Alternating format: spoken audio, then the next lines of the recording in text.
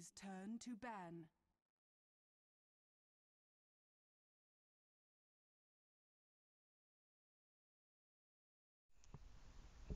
Hello and welcome to the American Dota League. I'm NY John. I'll be your host for the night. We have Evil Geniuses versus Team Liquid in the first game of a really good lineup tonight featuring all of the big three North American teams.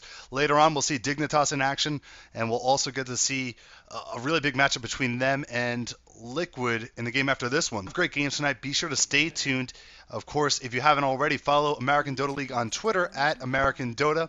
Also, check them out here on the Twitch and click that little follow button to keep up with all of the games. And of course, in-game ticket is also available for only $5. So we'll throw that pitch out early and probably a little bit often, depending on how the games go, if I get a couple minutes. But we're seeing the bans come out early here. Evil Geniuses, a team that is decided to shake things up a little bit in terms of who's playing what with their roster. Team Liquid kind of in a similar situation. They weren't playing as well as they had hoped to outside of the ADL. Inside of the ADL, they only have one loss. EG are undefeated.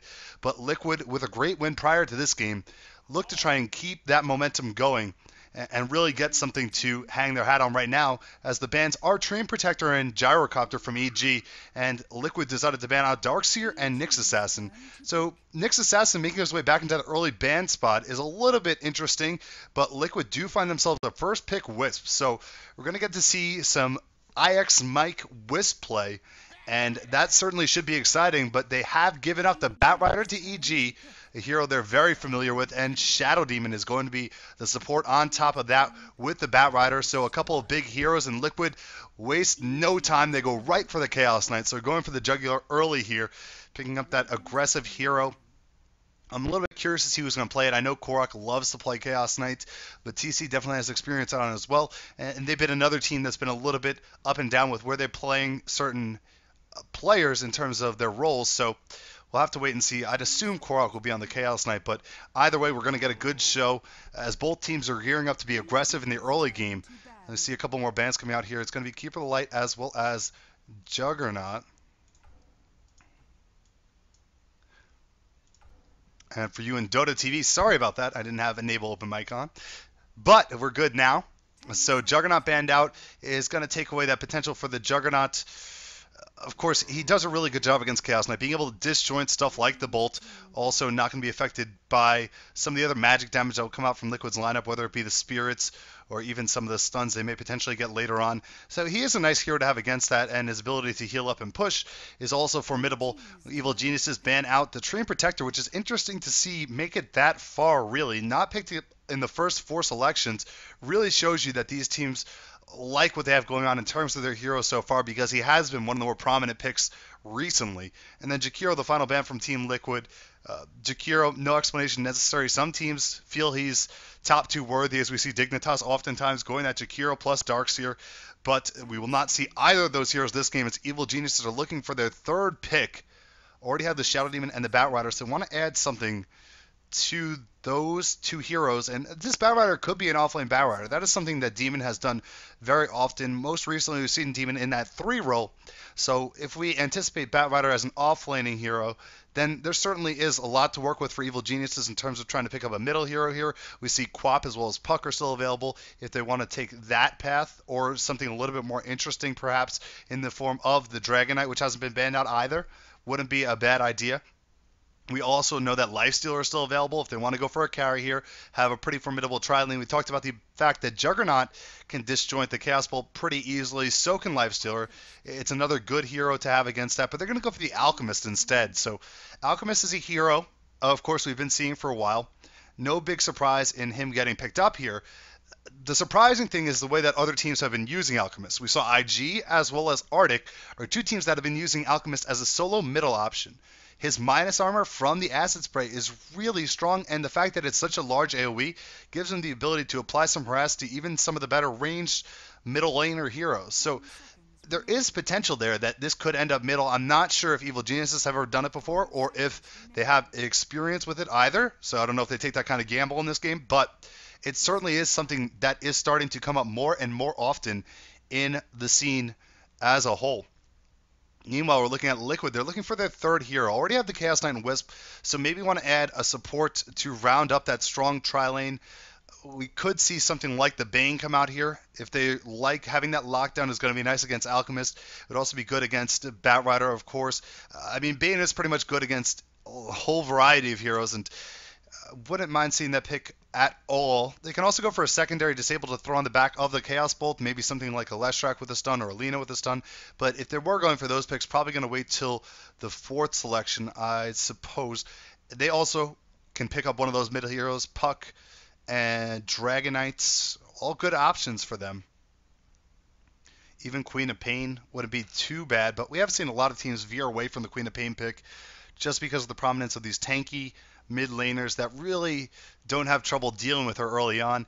Of course, the game prior to this, where we had to wait for Team Liquid to finish up, it was a Kunkka that carried them to victory. So Korok on a Kunkka looked amazing, but how could I forget the Visage still available? Fluff, the Visage originator, the one and only, and he'll get it. And then the Lina is going to get handed over to Evil Geniuses. So they're looking pretty strong in whatever they throw with the tri-lane. The response from Liquid is going to be an instant Lifestealer. So Lifestealer, it's a really good value pick at the fourth selection. I know I talk about value picks often if you've heard me cast before, but at the 4 spot, this is a hero a lot of teams value 1, 2, could even get banned out in the 3, 4 ban slots. So getting him here is definitely worthwhile, and you have a whole lot of damage on the side of Liquid, especially early on in the game. Now that you add Lifestealer and Visage to the Chaos Knight and Wisp, which already is formidable, you can certainly see them soloing this Lifestealer down bottom potentially and taking this tri-lane aggressive or working it out some way similar. For Evil Geniuses, with the Lina and the Shadow Demon, they have a pretty good defensive tri-lane. If someone tries to engage on them too hard, that AoE stun on the back end of a disruption will slow them down pretty well, and Lina's ability to melt down the wave is also another concern if teams want to try and dive, which could be necessary for a tri-lane that features either a Chaos Knight or a Lifestealer, because they need to get those kills really, since the CS won't be as easy to come by. We do see EG opts to ban out the Puck, which makes sense since they are still looking for a middle hero option on the side of Team Liquid, and Evil Geniuses have that Batrider who's going to be relatively flexible. They could throw him mid if they want to. I still think Demon's going to play him though in the offlane. That's what I'd rest on. And now the 5th ban from Liquid is going to come out momentarily here. We'll see. Already having the Lifestealer, Visage, Chaos Knight, and Wisp, it makes you wonder if they want to go something like the Storm Spirit and throw him in middle. The only problem is that if EG respond by putting the Batrider middle, then you're in a whole world of hurt, because that is a lopsided matchup if there's ever been one. Of course, the Spirit Bomb options with the Lifestealer, having the extra mobility on Storm Spirit to jump in with Wisp and Chaos Knight on ganks, it really is a nice combination of heroes. And Korok, that is another one of his heroes that he is so strong on. I mean, it looks like they pick a whole lot of heroes that Korok can potentially play, but this is the truth. He's just such a talented individual player, and if they do opt for that, I wouldn't be surprised if they switched it around. But this Batrider is an issue if they decide to switch it up, and Evil Geniuses with their 5th pick here, if they pick another hero that can go either way, either middle or bottom, then it might deter Liquid from thinking about that Storm Spirit. If they pick something like a Clockwork here, then certainly that would be problematic. Clockwork would offer them good counter engage onto the Chaos Knight and Wisp when they relocate in. It would give them good early game presence with the Batrider in mind as well. Being able to lock down heroes inside of the Acid Spray would be good, but it would also cause them to have a lack of damage as they made their way towards the later stages of the game.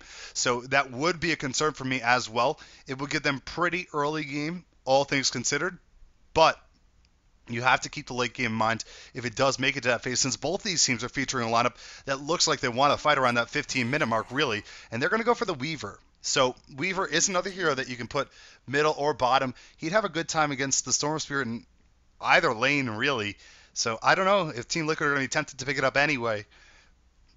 This is a tough lineup to run it against, really. There's just a whole lot of disables between the Concoction, Disruption, the Light Strike Array, and the Lasso. I don't think it would be the best pick. So maybe something...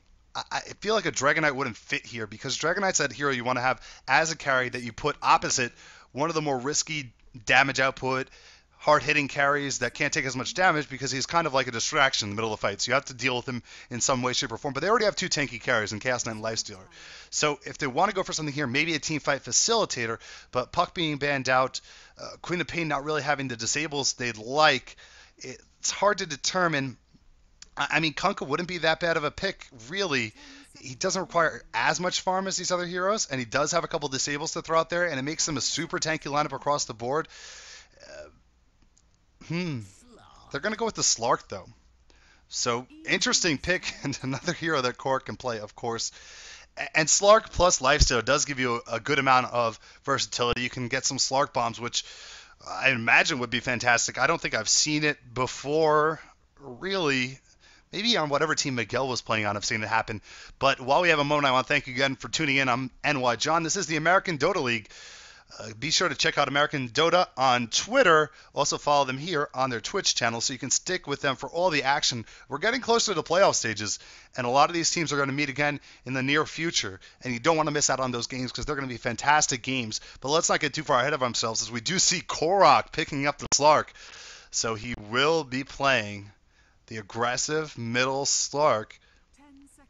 And JO on the Weaver probably means it's going to be Slark versus Weaver mid. It's going to be an interesting matchup to see go up against each other. I mean, not a whole lot of kill potential in and of themselves, but if they get some kind of rotations going on, maybe there will be some cool action. But let's get to the introductions here, as we do see the game is live. Let's switch over to the in-game screen. Of course, that would help out as well. And now we're ready to go. We see Evil Geniuses on the Dire side. JO will be playing the Weaver. He's heading towards the bottom now, so they decide to switch it up. Demon will be on the Batrider. And this is an interesting move, of course, because of the fact that Batrider is so good against melee heroes. So this is another factor of that flexibility, picking up both of those heroes. Bambo is on the Shadow Demon. We have Beatus on the Lina and Fear on the Alchemist, as he has taken back his carry role. So we'll see if Fear can make something happen here in this game. Meanwhile, our Radiant team is Liquid. IX Mike will be playing the Wisp. Surprise, surprise there. TC will be on the Chaos Knight. Meanwhile, we have Fluff playing the Visage. Korok on the Slark, and that leaves Bulba on the Lifestealer. So a couple of players in this game getting heroes they're very familiar with in terms of that Visage, Wisp, and even TC's played a lot of games on that Chaos Knight. In fact, around the time when Liquid decided to switch up the roles a while ago, one of the first times they decided to do it, they were switching back and forth between TC and Korok on that Chaos Knight in different games and different combinations. So both players have tons of experience there, and Batrider is a hero that Demon knows very well. So we're getting to see the best of North America and a lot of great heroes in play. This should be an aggressive game. That's what I would put my money on. But we'll just have to wait and see exactly how aggressive, as we're about to get going. We see top lane with this aggressive tri lane up against the safe tri lane. I mentioned it before, the AoE stun from Lina, the Light Strike Array, is going to make them a little bit safer. And of course, being able to chain up the concoction with the disruption can get you a good duration stun on the back end of that as well.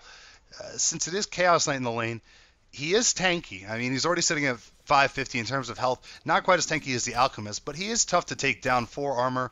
Alchemist only has 1. So all things to take into consideration up here. And we're watching for early CS as well. You see the bottom lane.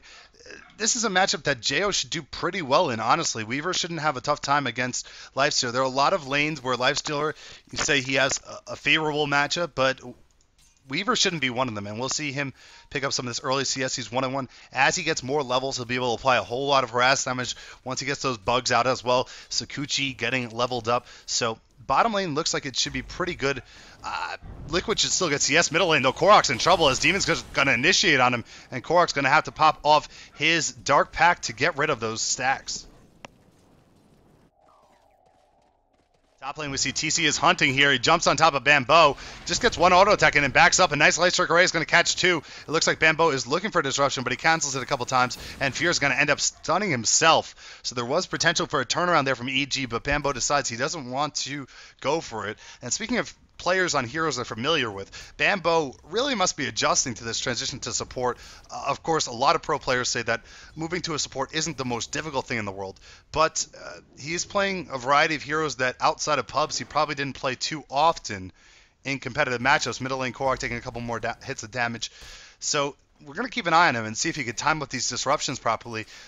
You really can make or break fights on Shadow Demon, so something to really take note of. TC's going to jump on him again. Bambo's in trouble here. He's going to disrupt himself. Fear's charging up a stun. He's going to turn this around. He's going to go on top of IX Mike. It looks like Bambo taking a lot of damage. First Blood is going to come out on him. Turnaround is going to get IX Mike, though, and it's going to be a 1-for-1 trade. First Blood favoring Liquid, and they're opening up pretty positively on this aggressive trial. And the thing we always used to say about Wisp is he's so squishy, so vulnerable in an aggressive tri lane that anytime you get the opportunity to, you're going to turn around and try and pile the damage onto him.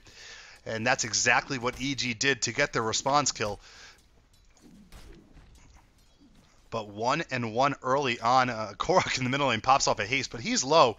You can see he's done a good job of getting his last hits, which is a little bit surprising. He's actually beating Demon in last hits, which Demon is probably a little bit upset about as well. Beatus is going to retreat here in a bad position, though. TC's catching up. Reality Rift is going to catch him, and now he gets stunned off by the tether. A good stun for Beatus is going to catch too, but it won't keep him alive for very long. And Liquid cashing in on a poor positioning situation for Beatus, something we don't see all too often, and are able to pick up their second kill of the game on that top lane. So the tri lane is going pretty well for Liquid early on here, and they have to be really careful to do that. I assume he was using the sentry to counter a ward, but it's not worth trading his life for it, especially in a lane that is strictly looking for kills. I mean, if you're TC, you're going to go aggressive every time you can. And here we go again. Alchemist gets caught off. The Chaos Bolt is there. Beat is looking for a stun. He doesn't catch Chaos Knight, though. Fear's going to retreat under his tower. He's safe for the moment, but Beat walks into a tether stun, and now he's taking extra damage. Fluff is going to hit him with a soul assumption, and Fluff gets the kill on Beat. Lina dropping for the second time, and Evil Geniuses, with their perfect record in the ADL on the line, seem to be falling off a little bit early on here in the game, struggling against this tri lane. Meanwhile, middle, Demon is having a good time, but still behind in CS. Now he just catches up to Slark a little bit. They're going to need him top lane to get involved. Weaver on the bottom lane, we see he's doing well, 23 against 11. So Jo is winning his lane very favorably on that bottom lane. So that is one distinct positive for EG. Middle lane's kind of even, but nonetheless, they're looking for some hope as top lane gets initiated on again. Disruption is there to try and save Alchemist. Fear trying to make his way out of here. He's taking a couple of auto attacks. One more will do the job, and there it is. CC connects. The turnaround from Bambo, though, will get a kill onto IX Mike on the bottom lane. Weaver solo kills Slark. I don't know how that happened, but we're still watching this top lane as Bambo gets pretty low. The Chaos Bolt plus an auto attack from Fluff will get the kill there. And now we see Lina trying to finish off the Visage as he's retreating, gets the Grave Chill slow. There's a stun available for Lina. Fluff's trying to juke a little bit. The auto attack's there, and the Dragon Slave will miss. It's off by just a small margin, and Fluff is surviving. He turns around, gets the Grave Chill. IX Mike is going to get killed on the back end, though, once again.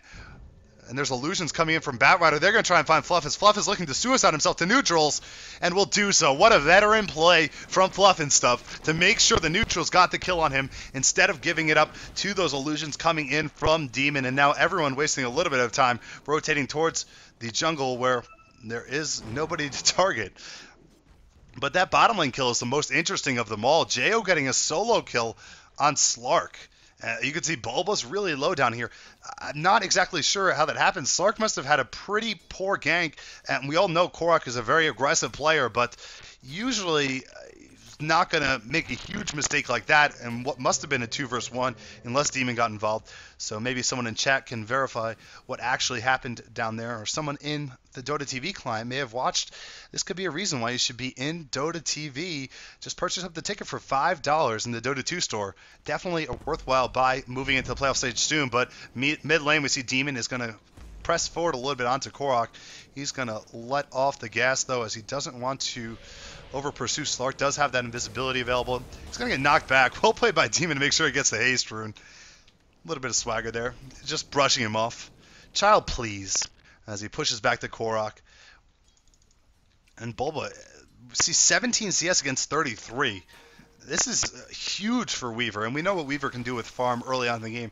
He already has a lot of innate damage just based off of his abilities. If he can get some kind of items, really any items, it just makes him a strong powerhouse. We do see a rotation in. It's going to be a hasted Demon coming towards the top lane, and top lane's in a lot of trouble. Demon goes, he tries to jump on top of TC, gets caught off by the tether stun, and now he's going to get that lasso up, pulling TC under the tower, and it looks like TC is going to drop for sure, only getting a 1 second stun, so not even getting the lucky proc to try and save him for a moment. Meanwhile, Beaters was trying to keep some of those supports within range to retaliate upon, but was not able to do so as both of them get under their own tower and they cease and desist on the top lane. But nonetheless, getting a kill on TC is going to be very valuable for EG, trying to get that tri-lane to go in their favor, and now they're up 6-5, so I'd say they have done a good job of turning it around. We'll take a look at net worth while we have a moment here. 3,000 is the highest net worth. It's on the Weaver. No surprise here as JO already has 1 kill and is leading the way in terms of CS as well. But of course, second is TC with that recent death, so they were able to slow him down a little bit and allow Weaver to surpass him by a wider margin in terms of his actual net worth. Middle lane, we see the jump on top of Demon is going to actually catch him here with the tether, and Demon's going to get hit by a soul assumption, could drop really low. One more auto attack will do the job, and another pounce from Korok is going to get the leash again and kill him. Jo does TP in as a response, though. He's going on top of Fluff. Fluff really low. May just drop from auto attacks, and there it goes. Jo's going to get the kill. A nice response play from Jo once again. Usually, Weaver not a hero that wants to move around the map as early, but now Jo gets jumped on with a death pack, and he's a little bit nervous as he gets caught by that leash, but he will be able to back his way out. So Jo 2 kills so far, and just building upon his already good lead as Evil Genius is trying to right the ship after that tri-lane had gone pretty poorly for them at times. And they've done a good job of doing that. Korok now is going to have to pop off his invisibility in all likelihood to get away from Weaver here. No, he's just going to pounce the high ground instead. But a little bit of a scary encounter. Alchemist, since it was an aggressive tri-lane, opted to go no points in Grievel's Greed, which we've seen it happen before. It's probably the smarter play, but it definitely hurts him a little bit when he's trying to get back into the farming game and he's not leveling at the pace a carry usually levels at a pretty above average pace. So it is something that's going to be a factor as we progress into later stages of the game, but it will let him be a little bit more defensive. He'll be a little bit upset with himself if Liquid decide to veer their attention towards the other lanes and not as much towards top, but what is the likelihood that will actually happen? Pretty low, I'd say. In the jungle, meanwhile, we see Jo. Now he's just lingering a little bit. I mean, I'm not sure exactly what he's doing here. Maybe wary of the fact that bottom lane is being watched now because of the swap. They put Chaos Knight as well as the 2 supports down here. So he's going to look for farm elsewhere. As we also see Demon doing the same. He's going to give the middle lane to Jo for a little while and farm the jungle, since Batrider is fully capable of doing so. And I'll head back to our last hits. We do see the pounce on top of Jo, and Dark Pack's going to deal a good amount of damage, but Jo's just going to time-lapse back, and now Korok may be in a little bit of trouble, but he still has invisibility available, and no one's picked up detection quite yet. He's going to play it a little bit risky there, getting pretty close to death, but nonetheless, Korok is going to survive. Top lane, we see Bulba has made his way up here. He's going to infest into the Centaur and try and find some CS. If we take a look at the net worth, he is down in our bottom 5. He's actually number 6 overall. Only at 2,000 net worth early on in this game. And he's going to get caught up here by a couple of supports. They're going to try and chain off the stuns. Here comes the... Nope, gets canceled. They're going to do Demonic Purge. Now Beatus is going to look for the Light Strike Array. In time, it's not going to catch him, though, as the TP home will work out. Meanwhile, on the high ground, Fluff is trapped. Jo's just going to get pot shots on him from the low ground and get the kill onto the Visage. So a nice drag up there from Demon is going to secure a kill onto Fluff and stuff. Not where he wanted to be, really. Probably trying to contest that rune or something along that line. Meanwhile, middle lane, once again, Korok is jumping on top of Jo. He's not going to let this Weaver farm here peacefully. But Korok is taking a good amount of damage in return. So, has to be a little bit careful. He knows that the lasso is on cooldown, though. So that's going to be pretty safe to harass. Batrider's getting close to his Blank Dagger, which is going to be a big pickup for him, especially to work against this. Ooh, we see a relocate to the top lane. They're going to jump on top of Bambo. Bambo looking for disruption on himself is going to get it. Beatus gets hit by a Chaos Bolt. They're going to go ahead and clean him up first and now turn around on Bambo, who's trying to retreat, but Bulba with one more auto attack should do the job. And there it goes. Gets the kill. And finally, something going right for Bulba after having a pretty poor start in that bottom lane against the Weaver. And he's going to need a lot more kills like that. Jo gets jumped on now. The leash won't hit, and Jo's actually going to just back up. Doesn't want to fight Korok one-on-one. It makes you kind of wonder, with Korok playing so aggressive, would it be worthwhile for Weaver to pick up some detection, as we do see Weaver complete up the drums? I think it certainly would. Get a set of sentries, have your support ship it over to you or something, because he is really rolling the dice in some of these encounters. And meanwhile, bottom lane, they are coming back here to push the lane after the relocate gank. We do see Beatus is in the area. He can spam off the wave if he'd like, but doesn't want to get too close, of course, because of the fact that TC is going to rape him. And now middle lane, there's a huge dive. We see Liquid Korok trying to kill off Jo here. Jo's just barely surviving. Sakuchi's going to get him away, and it looks like he'll live, but not the same for Beatus. And Slark actually gets finished off by the Dire. So big trades across the map. Visage on top lane gets a kill onto Alchemist. Response kill from Batrider will finish off Fluff and stuff though. But of course Fluff will get the better of that exchange, taking down the carry for a lowly support. And looks like Bulba died in the mix there as well. Batrider getting that kill. So Demon getting a couple of kills. He does have his Blink Dagger up now. Also 800 gold on top of that. So looking mighty strong. We see him coming up towards the top of the boards in terms of net worth at 4,500. Meanwhile, bottom lane TC looking for a dive again. He's going to try and finish off this tower. Jo comes in. He's going to look for the last hit. No, he doesn't get the deny. So Jo not even putting out the auto attack. That's a little bit of a shame, but he definitely could have taken a whole lot of damage from the combination of Chaos Knight and Wisp if he had risked it. Meanwhile, CS, we see top of the board is Batrider. So getting into that jungle, it's a little bit of skewed in terms of the actual value, but his net worth translates over pretty well. And with that tower kill, we see TC has made a comeback in terms of his net worth. After struggling a little bit on that top lane, it got a little out of hand up there, comes to the bottom lane, plays a little safe, has a good relocate gank, and now makes his way back to the top of the boards. This is a really even game right now. EG versus Liquid, two powerhouse North American teams that as of late, outside of DreamHack on online tournaments, have been disappointing a little bit to their fans. Not in the ADL. EG is undefeated. Liquid only has one loss.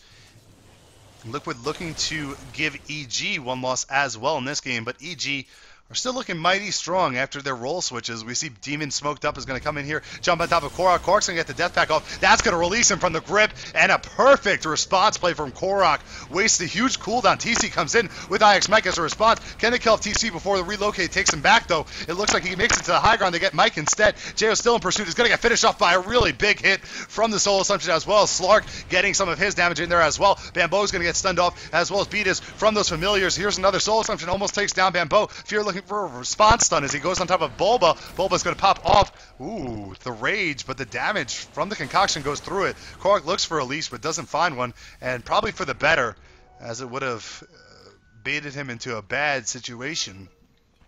And it's physical damage from the concoction. That's why that went through. Korok now on the high ground is going to look for Demon. He's going to catch him here with a leash, and Demon's going to drop. He's getting really low. Korok taking a lot of damage from the flames, though, as well, and Familiars come in, and it's a battle in the air, and the Sky Battle goes to Visage. Fluff has done a phenomenal job so far this game. He's 4-4 with 7 assists, and really, it shows because now he has a medallion pretty early in the game. So picking up a lot of these kills to clean up for his team, it's a really important role to play. Someone has to clean up, and Fluff is the janitor of this game. We do see Fear opts to pick up the Claymore. He's only 600 away from the Shadow Blade, which it looks like he's opting for. I do like the Shadow Blade on Alchemist. I've talked about this a little bit.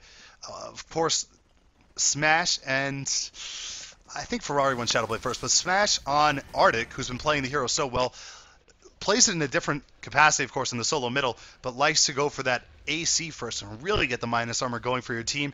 You can see how that would be beneficial for EG's side, as they do have Weaver with the Swarm as well as the Acid Spray, so they can have a whole lot of minus armor in play, and you could really see Alchemist and Weaver hitting hard in these battles. But he's going to go for the Shadow Blade, which is going to make him a little bit more safe, as well as give him a good opening potential.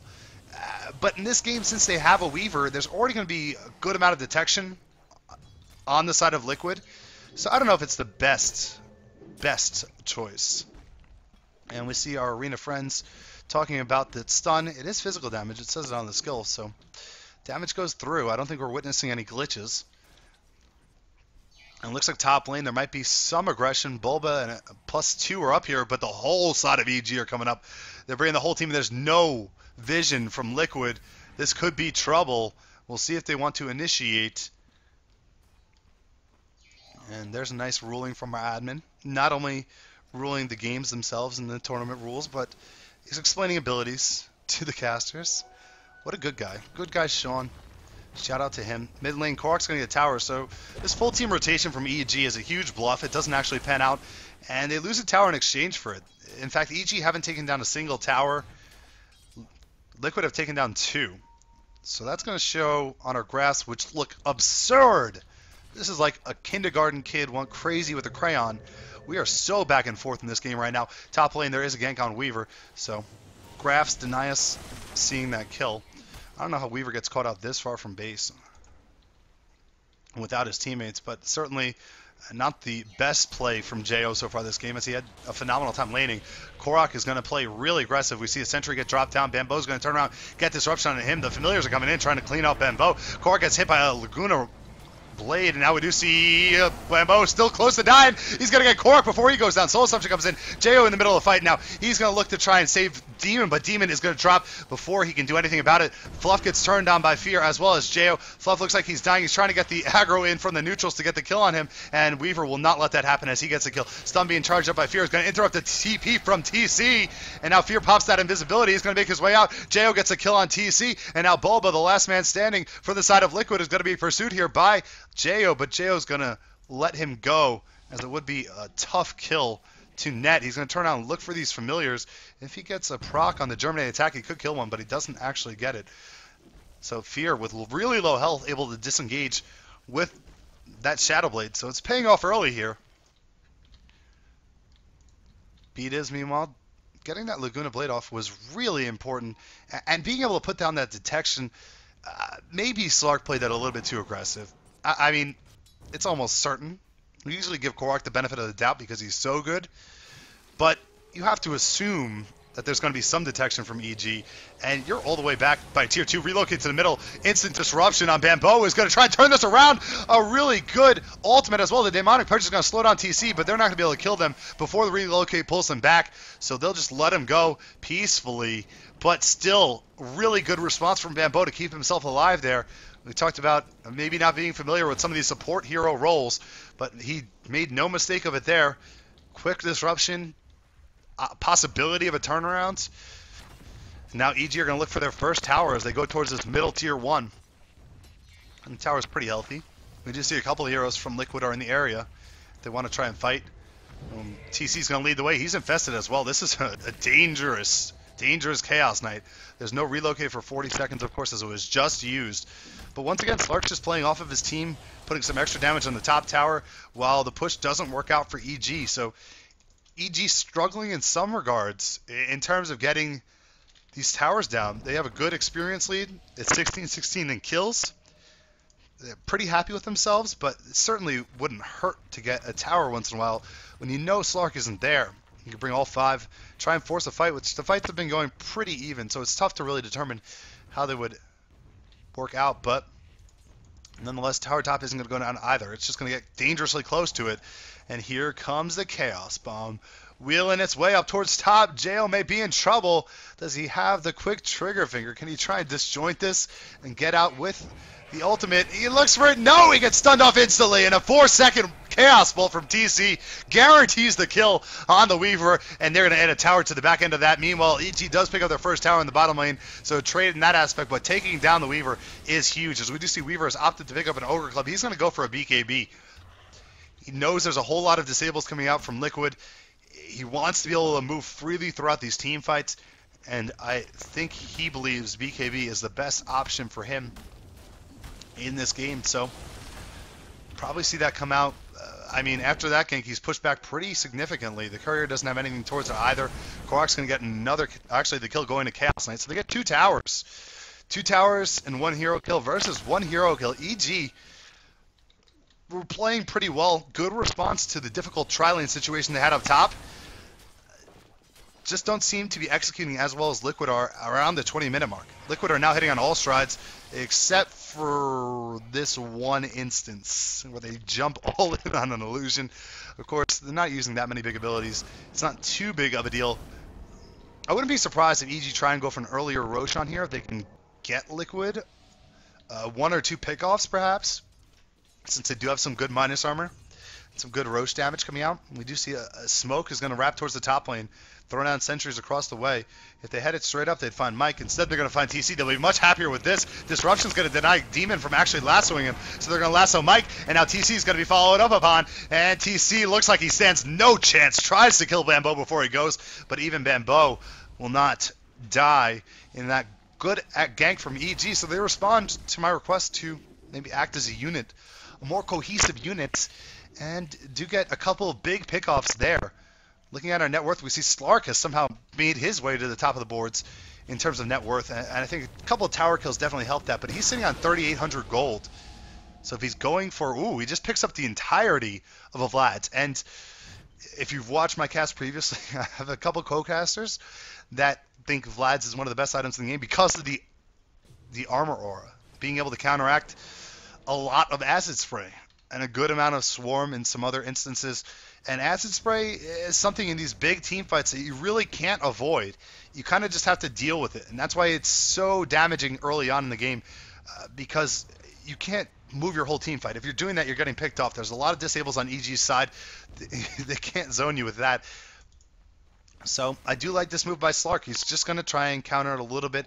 Gives him some extra damage. Gives him a little bit of lifesteal, which is pretty negligible. But the armor is the big factor that they're going to love on the side of Liquid right now.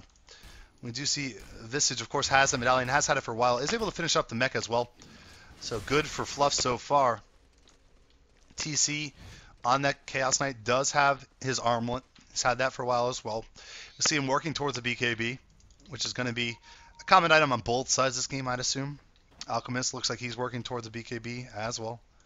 Jo, we already said, working towards that BKB. He's close to it. He's only about 900 gold away, 800 gold away. Shadow Demon with Arcane Boots. Looks like another smoke gank from EG is going to come out here in a moment. They're grouping up like they want to smoke, but they don't have a smoke, so will not be the case. And did I just see 5 sentries on somebody? Wow. Next level beat is commitment to the sentries, denying himself a bracer so that he can have so many sentries. It's ridiculous. And you can see the vision from EG on their side of the map is extensive. It is thorough. They have every single place outside of their own jungle, which is interesting, covered well. No one's sneaking into that Roche pit against them. So dedication from Beat is once again prevailing. We do see, look, Mike has 3 sentry wards. Decent, but getting shown up. I think he's definitely getting shown up in terms of that sentry count. And now they're going to reveal out of the smoke. They're going to jump on top of Mike, catch him with the lasso, and take him down instantly. They use the Laguna Blade, so 2 ultimates expended to kill off the lowly Wisp. Interesting choices there. And now Fluff's trying to TP out. He does block himself with the Familiars. Great micro. Make sure he can get out safely. Familiars could be focused here. They're going to let him go, though. Instead, they're going to fight the neutrals. So this could be the opening to go for the roast. And yeah, we do see Fears rotating straight to the roast pit.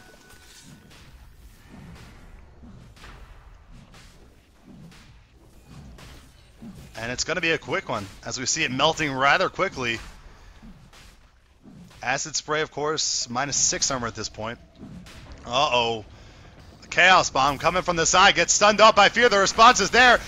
Bulba does pop out, but it's not going to be enough as TC goes down immediately. And now Bulba's going to be chased as well. They just abandoned the Roche entirely. Great response from EG. They jump on top of Fluff. Fluff looking for a kill on Bambo. He's going to get it. Meanwhile, in the back end of the fight, Wisp does take in Slark, it looks like, and gets a kill on Lena. So the supports are dropping here for EG.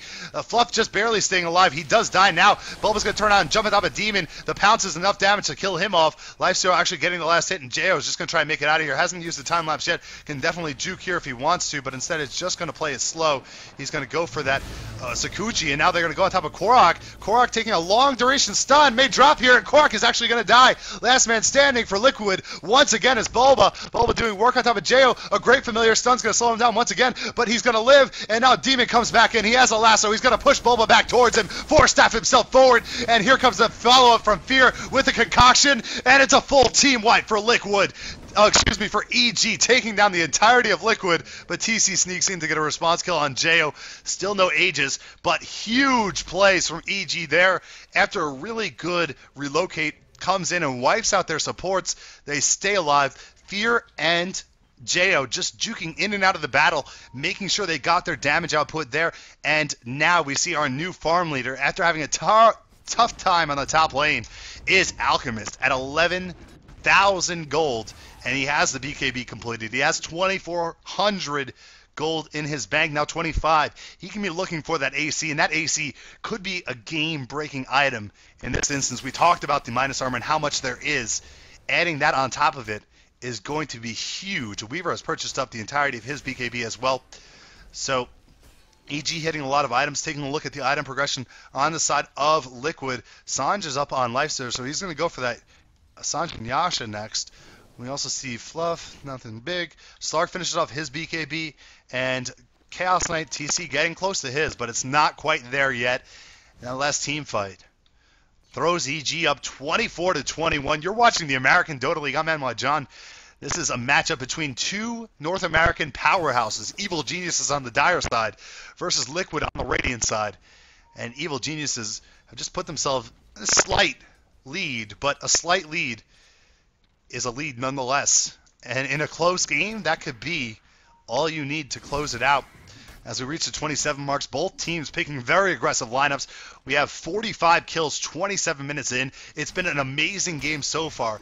And if you like this game and you like all the games the ADL's brought you, be sure to support them by purchasing up a ticket in their Dota 2 store. It's American Dota League tickets, only $5. And we're nearing the playoffs. We're going to have phenomenal series coming for you, whether it is AC casting them or Mullet casting them or myself, if need be. And certainly, you don't want to miss out on this, and you want to support these organizers as well, to make sure they can host events like this in the future, getting to see the best of North and South American action. We've already seen what a stage like this has done for a team like Arctic. I mean, this big point, the Canada Cup, has made Arctic into a known team. And they're going to be competing in these playoffs in all likelihood as well against some of these teams we're seeing right now. So it's only going to get better from here on out. That's the end of my pitch. I hope it sold it on some of you. $5. I know it's tough to pull the trigger and spend it sometimes, but it's a good cause, and it gives these guys reason to host another season. As we had a lot of downtime, so it was a good choice by me to use it there, where nothing's happening across the map. It looks like Liquid are grouping towards the top lane. They have 3 heroes up here. They're going to move as a 3-man core, bring in this relocate king potentially. Just make sure that Chaos Knight is farming, and now he's going to BKB. In fact, only 20 gold off from it. So TC will have that in the next fight, and there's going to be a whole lot of BKBs in play. Batrider picks up Boots of Travel as well. We see Fear is going to go on top of these Ancients. It's only a 1.5 stack, it looked like. Alchemist does have his plate. He also has Chainmail, and now he has a completed AC. So this is the item I've been looking for. This is huge for them. And it's good that Slark has the Vlads to counteract some of it. They also have the mech to counteract some of this minus armor. But it's going to be a lot. And, I mean, Liquid are looking for Lifesteal to get a little bit bigger here to output some more reliable damage, because Chaos Knight really can't carry the whole load himself. You've seen he gets kind of overwhelmed in these team fights if he gets caught with a lasso. He's playing with a short stack, really. Korok's been doing a good job making sure he takes out the supports, but these carries on EG are formidable. You're going to have to cope with them, and maybe it's going to be a good engage from Liquid. They're certainly still in this game. This is a really close game, and we'll see if they can find that engage here, moving towards the 30-minute mark. And it looks like EG pop off a couple invisibilities here. Smoke ganks have gone so well for them so far this game, but they're going to run in their own jungle, and Korok is backing up a little bit. He's going to try and TP out of here. I don't know. Some kind of spider sense is tingling for EG, and they almost catch a Korok there. And that would have been something. The interesting part is we're 30 minutes in and Roshan is still alive. On his first life with all this minus armor in play. And that disengage on Roche to fight Liquid was such a wise call. So I know they've switched around shot callers recently. I don't know if they made their way back to Fear or if Beatus is calling the shots. But either way, it was a brilliant call. And it worked out for them. And now Liquid are trying to find something to get back in this, because you really don't want to have to bring Chaos Knight as a late game carry. He's good, and his illusions can push hard and can deal a good amount of damage, but I don't know if he's the best late game carry going up against an Alchemist who's going to farm at a faster rate. Of course, you can see him at 15,000 net worth. That's 5,000 ahead of TC. It's not something I'd want to rest on. We see another smoke coming here from EG.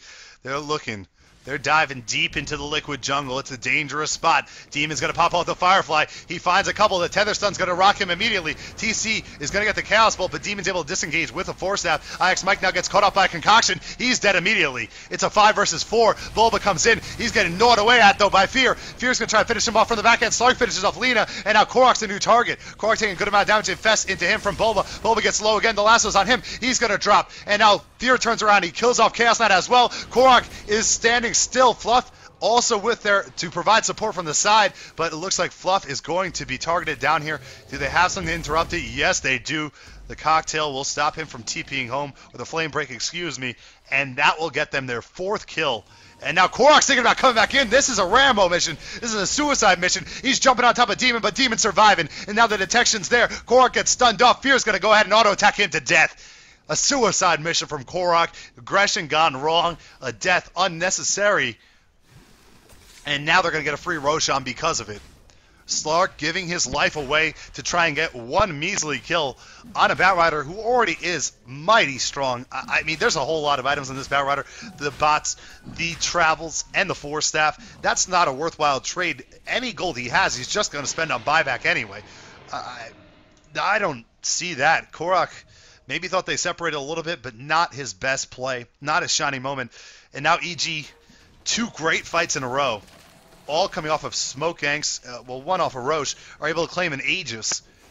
And what was a close game is looking like it's really in favor of EG now, as Weaver sitting on 2,400 gold. He can work towards another item. Demon's looking for somebody here under the tier 2 middle. He spots out Bulba. He's going to jump on him, pull him back with the lasso. Jao's going to engage as well. They're going to get him with the Demonic Purge, and that should be enough damage to finish him off. Bulba's dead before the rest of Liquid even think about engaging.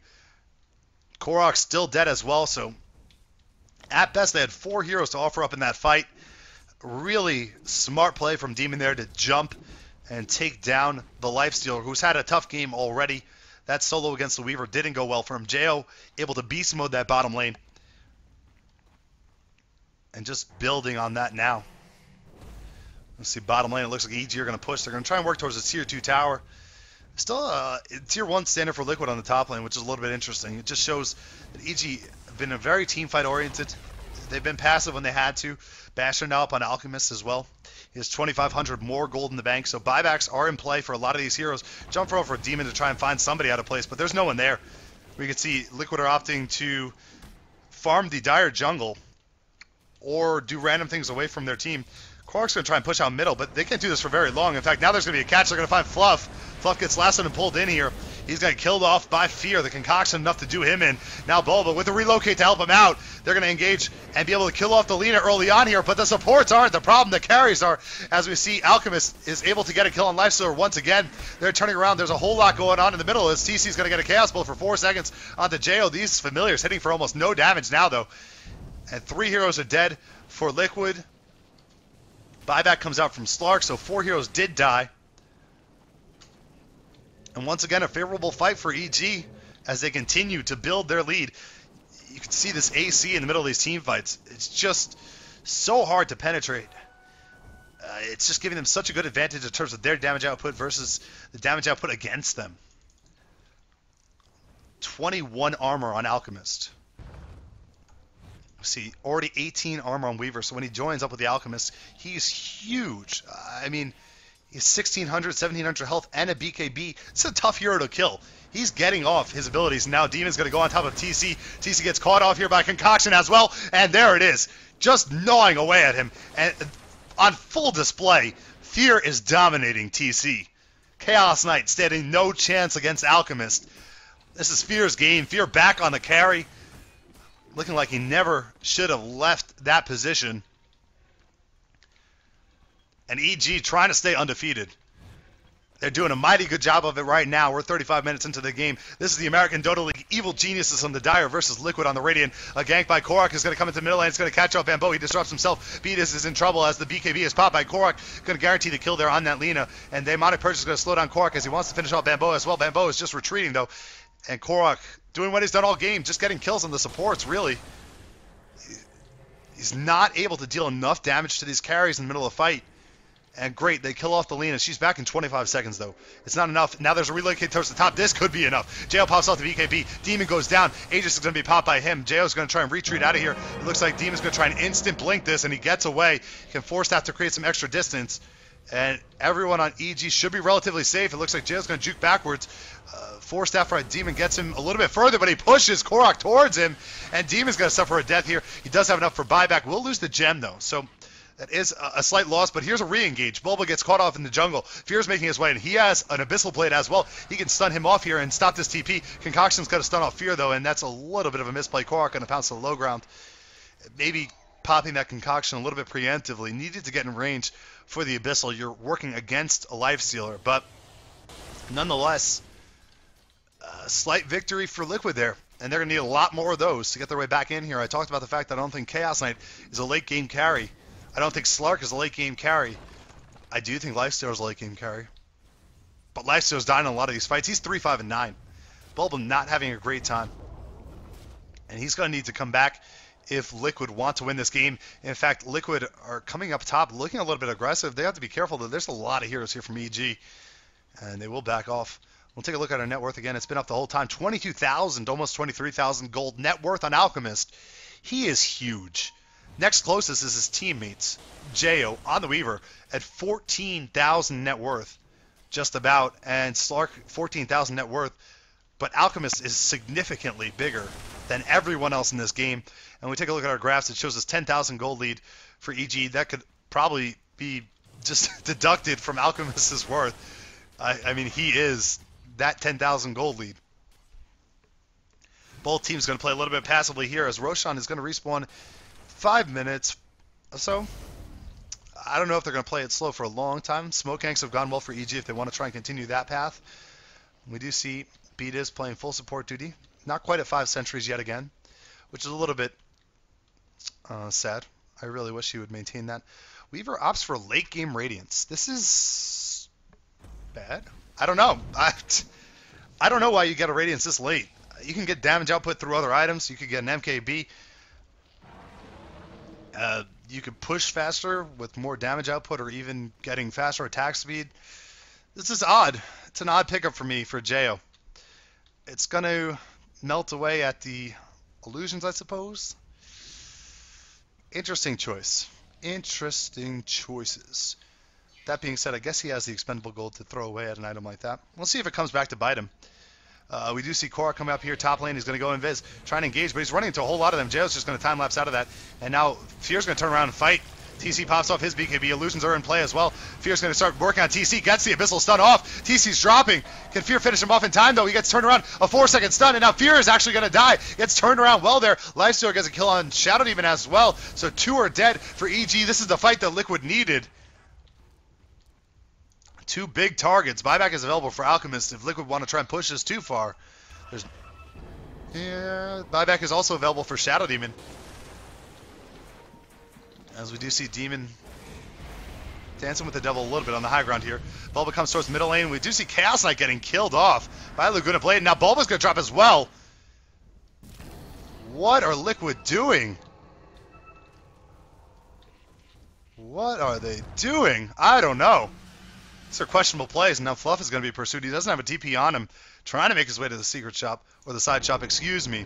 Steal some extra move speed, but you're not going to outpace the Batladder or the Weaver at that. Fluff, you're in a lot of trouble. Stuns are available on his familiars. They're going to try and not get stuns stacked upon. Flame Break, Demon's just going to play safety here, and there it is. Free kills. I mean, I'm a little bit baffled because Liquid had a nice victory, getting those 2 kills in the jungle, and they just pushed it too far. You got to take your victories as they are. You can't turn them into losses. I mean, everyone knows that. But Liquid definitely playing a little bit risky, and I think they just got too spread out there. I mean, some of their front runners outpacing the supports and some of the heroes on the back line, and, you know, EG able to take full advantage of them. Props to them, but questionable play by Liquid in that regard. Now 39-29 is our kill lead. Looks like Liquid were fighting their way back in it, but now EG are going to sit here try and get this Roche in 2 minutes. They're going to be able to take it down mighty fast. Sark does have a gem on him. He picks up an AC as well, so Now with 30 armor, counteracting a lot of that minus armor that's coming out. We talked about how necessary that is before. Sanj picked up on Chaos Knight. So he's going to go for Heaven's Halberd, maybe. We also see Fluff sitting on an Ogre Club, probably working towards an Aghanim eventually, but not really getting there. Basher is going to be the next item for Lifestealer, it seems. Roche respawns in less than a minute. Wow. Look at this. Slark knows he does not put enough damage. Goes kind of all in. Decides to pick up the Mask of Madness. And if he gets caught by a lasso with the Mask of Madness active, he's just dead. He's just dead. 1700 health.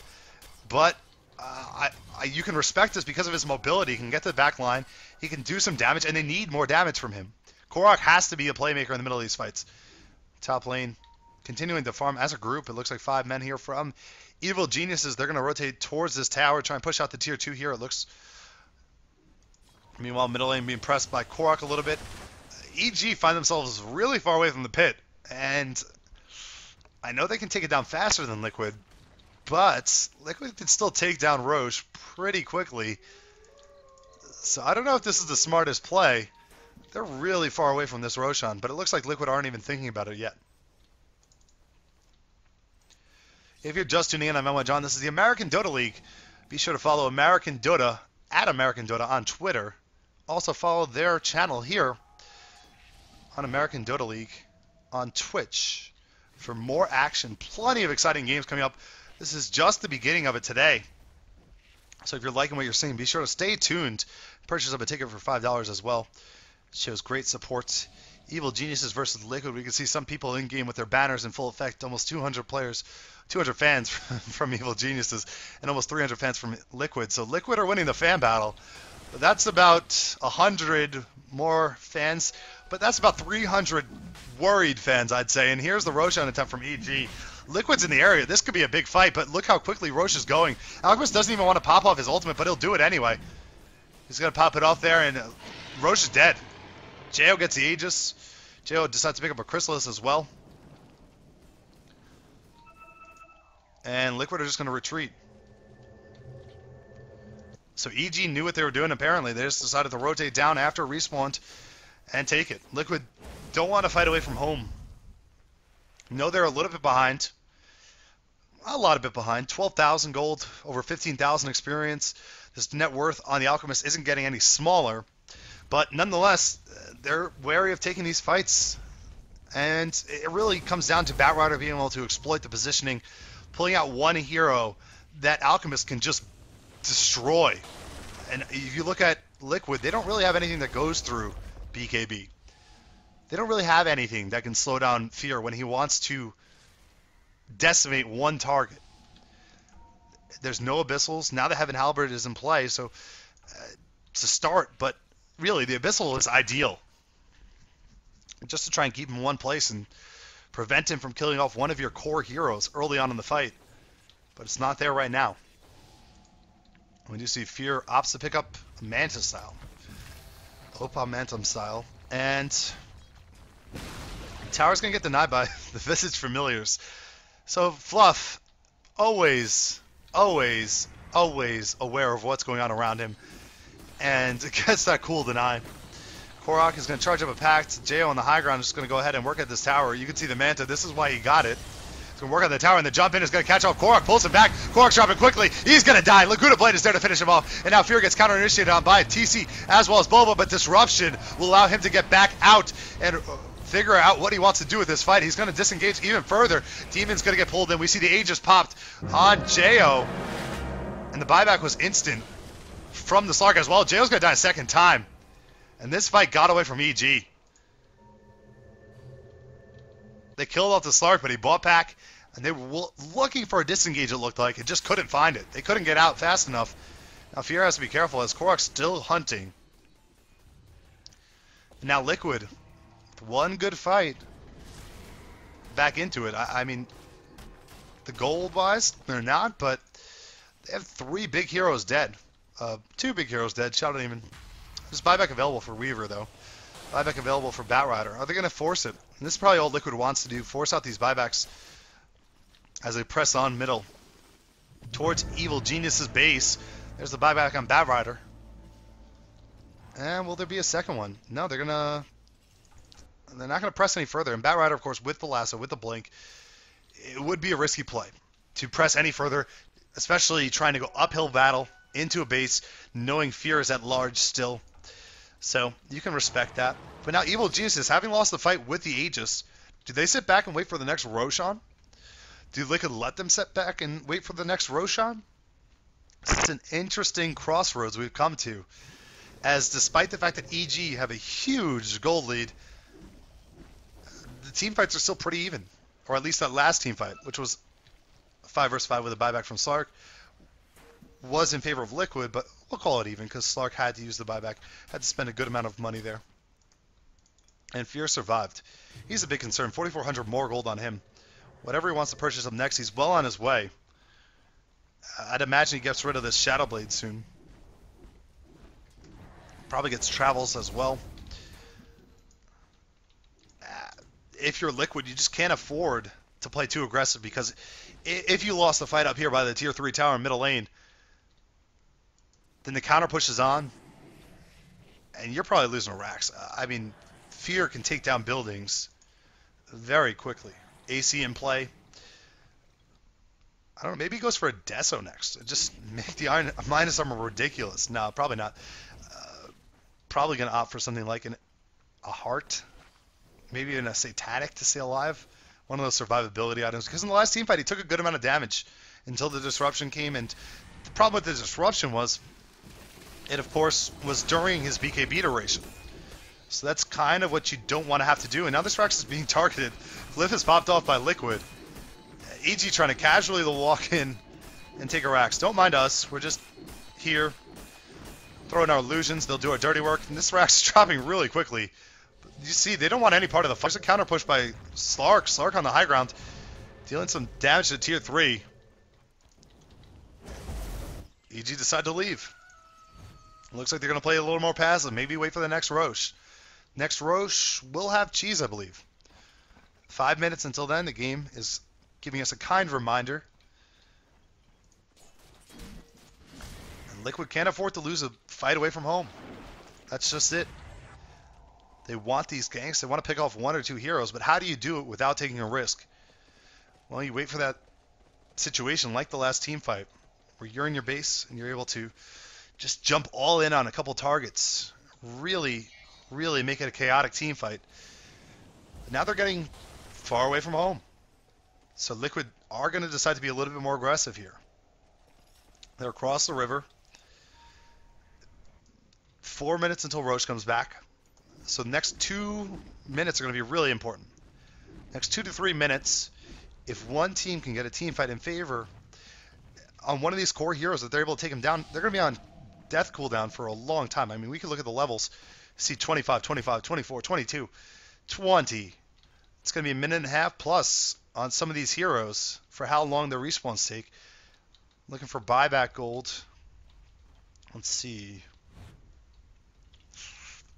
I don't know what my hotkey is for buyback gold. Sorry. We see buybacks available on the Alchemist as well as the Weaver. We also have Chaos Knight with a buyback available. Cooldown for buyback though on this Batrider, and circling the pit. Demon's looking for an engage here.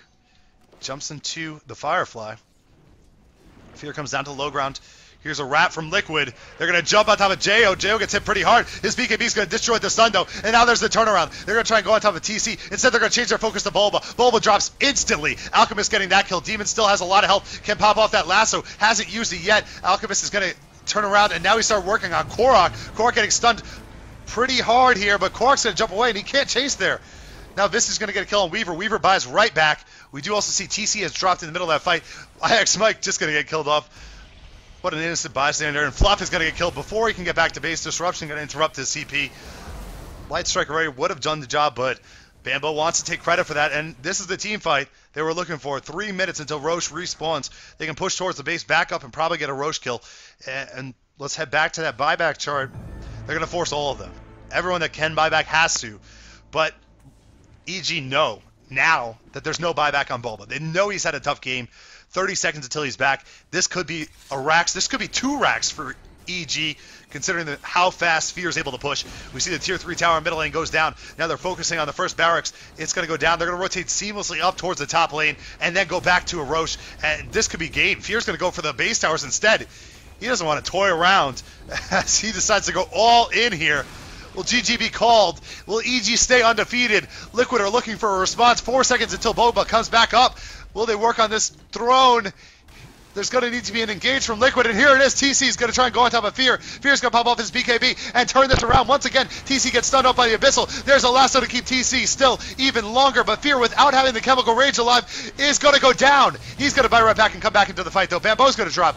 Jo is getting dangerously close to getting leashed there, but he's saved. We see Bambo buys back, and there's travels all over the place. They're coming back into the fight. Beat is in no man's land, almost in the well here, is going to blink into the jungle. We see Jo's going to time-lapse and turn around, try and finish off Korok, but Fluff is there to help out with the damage, and Jo has died. He does not have buyback available. Demon's going to try and get damage on Korok. Korok still surviving, though, and Fear is going to turn on him.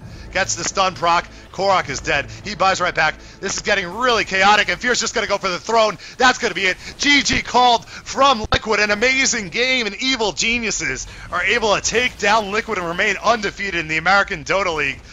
Liquid had some opportunities, but EG, after a slow start, having a bad get-go in that tri-lane, Fear just took over the game. His net worth 34,000, doubling that of Slark, who was the next closest. We can look at 785 gold per minute, and Fear on the carry again is looking tip-top. Evil Geniuses in the ADL are looking like the best team right now. And we'll see if anyone can stop their momentum when we get to the playoffs or even the last couple of games in the season. But right now, EG are phenomenal. They're hitting on all cylinders. That roll switch looks like it's panning out. Liquid on the flip side, coming up short. That tri-lane went pretty well for them early on, but Bulba struggled. 318 gold per minute. It's just not what you want on your lifestealer. He couldn't get big enough. He couldn't output that damage. You want too late for Chaos Knight to be the most effective carry. You want too late for Slark to be amazing in the middle of these fights as well. So that's that for this game. We have another game coming up next. It's going to be Liquid versus Dignitas, I believe. I'll double check that for you in a moment. And we'll get into that as soon as possible. I'm NY John. You can follow me at NYJohnTV on Twitter. I would appreciate it. I'm getting close to 100 followers, and I would love to hit that mark sooner than later. So if you wouldn't mind, go ahead and do that. Also, check out American Dota League on Twitter. It's at American Dota. And follow them here on their Twitch as well. That's really easy. You just click the follow button and purchase an in-game ticket for only $5. That is a value buy for this game, which was insane and awesome and amazing. $5 is worth this game alone. So we'll see you when the next game is up. Thank you for tuning in.